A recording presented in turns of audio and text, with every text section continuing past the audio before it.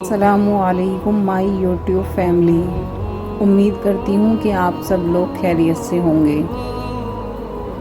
آج میں آپ کے سامنے لے کر آئی ہوں دعا مانگنے کا طریقہ احادیث کی روشنی میں۔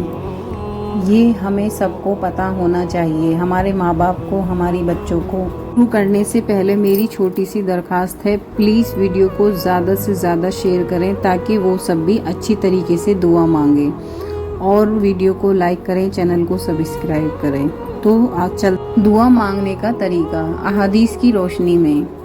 جس طرح اسلام زندگی کے ہر شعبے میں رہنمائی فرماتا ہے، اسی طرح نبی کریم صلی اللہ علیہ وسلم نے ہمیں بتایا کہ دعا کس طرح مانگنی چاہیے، اور جس طرح ہر کام میں کامیابی کا امکان صحیح طریقے سے ہی کرنے میں پوشیدہ ہے، دعا بھی بتائی گئی ہدایات کے مطابق ہی کرنی چاہیے۔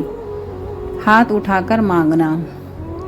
حضرت ابو موسیٰ اشعری رضی اللہ عنہ سے روایت ہے، نبی کریم صلی اللہ علیہ وسلم نے دعا مانگتے وقت اپنے ہاتھ اتنے بلند کیے کہ آپ صلی اللہ علیہ وسلم کے بغل کی سفیدی نظر آ گئی۔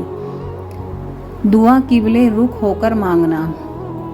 سیدنا عمر بن خطاب رضی اللہ عنہ سے روایت ہے، جس دن بدر کی لڑائی ہوئی، رسول اللہ صلی اللہ علیہ وسلم نے مشرکوں کو دکھایا اور قبلے کی طرف منہ کیا، پھر دونوں ہاتھ پھیلائے اور پکار کر دعا کرنے لگے اپنے پروردگار سے۔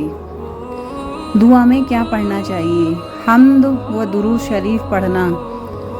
فضلہ بن عبید سے روایت ہے کہ رسول اللہ صلی اللہ علیہ وسلم ہم لوگوں کے ساتھ مسجد میں تشریف فرما تھے۔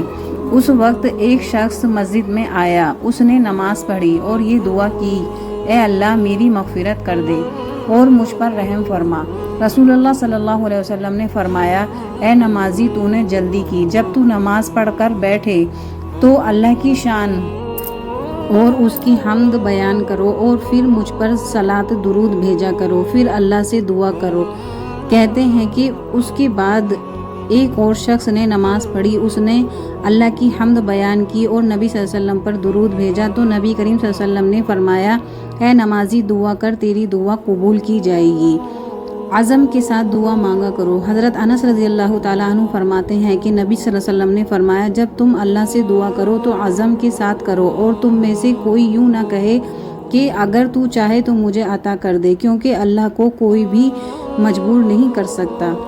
بے شک دعا کے معنی ہے پکارنا اور بلانا۔ مطلب یہ ہے کہ اپنی حاجت کے لیے اللہ تعالیٰ کو پکارا جائے تاکہ وہ آپ کی ضرورت کو پورا کرے۔ اللہ تعالیٰ فرماتا ہے، ادعونی استجب لکم، تم مجھ کو پکارو میں تمہاری دعا قبول کروں گا۔ اور اللہ تعالیٰ فرماتا ہے، جب پکارنے والا مجھے پکارتا ہے تو میں اس کی پکار کو قبول کر لیتا ہوں۔ اور اللہ تعالیٰ فرماتا ہے، ادعوا ربکم تضرعا وخفیۃ، لوگوں اپنے پروردگار کو گڑ گڑا کر اور چپ کے دعا مانگا کرو۔ رسول اللہ صلی اللہ علیہ وسلم نے فرمایا، دعا ہی عبادت ہے۔ ویڈیو کو زیادہ سے زیادہ شیئر کریں تاکہ وہ بھی اس ویڈیو سے